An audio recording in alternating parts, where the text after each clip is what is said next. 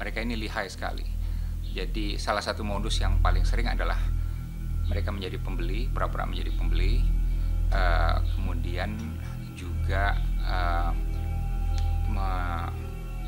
membayar deposit, dan uang deposit biasanya dari seorang funder ya, karena mereka kadang-kadang nggak ada uang sebanyak itu. Nah, kemudian dari deposit itu mendapatkan sertifikat. Sertifikat inilah yang kemudian mereka ambil. Dalam kasus tertentu mereka nggak ngejar fisik rumahnya, mereka cari sertifikat. Sertifikat ini untuk apa? Satu, bisa digadaikan ke bank untuk ambil uang, atau enggak, kedua, udah ada sertifikat mereka jual ke orang lain dengan harga di bawah pasar.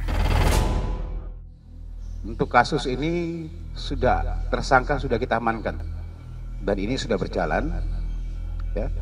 Total semuanya ada 5 tersangka.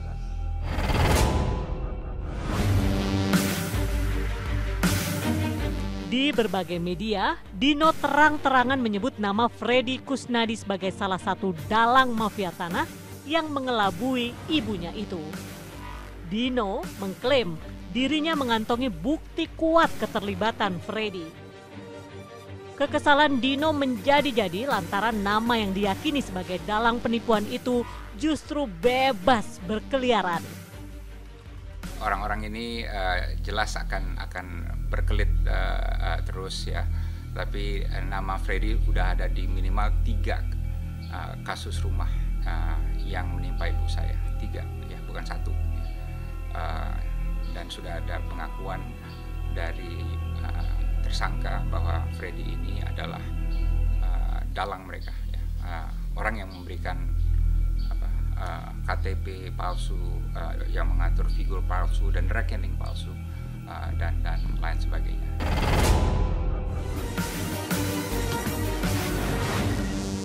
Sementara itu, di pihak Freddy meyakini tak ada aturan yang ia tabrak terkait urusan bisnis dengan ibunda Dino.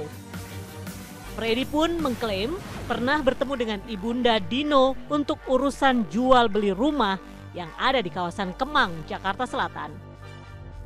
Saya ketemu ada 3 kali. Ya. Yang pertama itu memang ibu buru-buru mau sholat, itu kan sekitar jam 6 kurang, jam 5 lewat, sampai jam 6 lah. Jadi kita sempat ngobrol di sana juga. Terus akhirnya kita tanya jadi dijual atau enggak.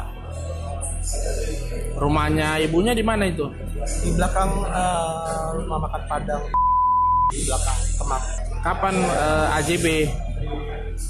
AJB-nya itu di awal 2020. Oh, di Januari atau Februari? Januari. Oh, di mana? Di kantor camat apa kantor notaris? Di kantor notaris. Kantor notaris PPAT ya? Iya. Freddy hanya 1 kali beli di Antasari titik. Dia AJB, dia tebus itu sertifikat di koperasi pakai uang di 4 miliar. Jadi 11 miliar tinggal dikurang-kurang saja. Kalau ada dibilang 2 miliar dikasih kepada ibunya, dikasih sertifikat balik nama, saya pingin tahu yang mana dan kapan. Kita tidak pernah menandatangani AJB apapun ya, dan jangankan menandatangani, pertemuan aja, Bu saya mau beli rumah, itu nggak ada tuh ya kan. Transfer juga nggak ada ya kan, dia bilangnya ada ya, tapi transfer kemana, nggak ada AJB kok gitu ya kan, dan lain sebagainya gitu. Right.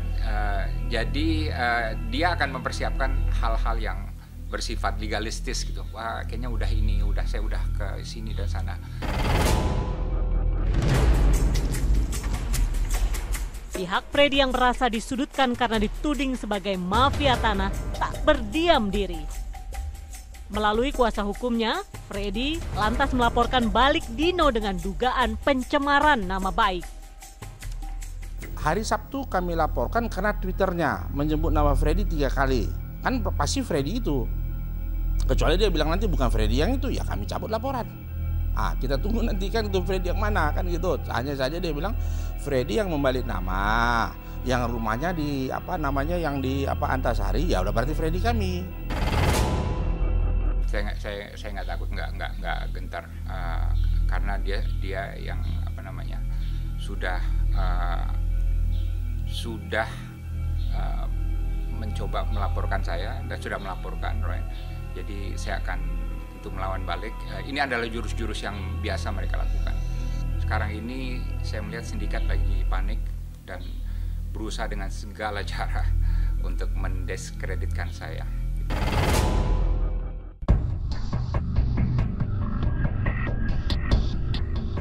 Selain di ibu kota, praktik mafia tanah diduga juga menjalar di sejumlah daerah.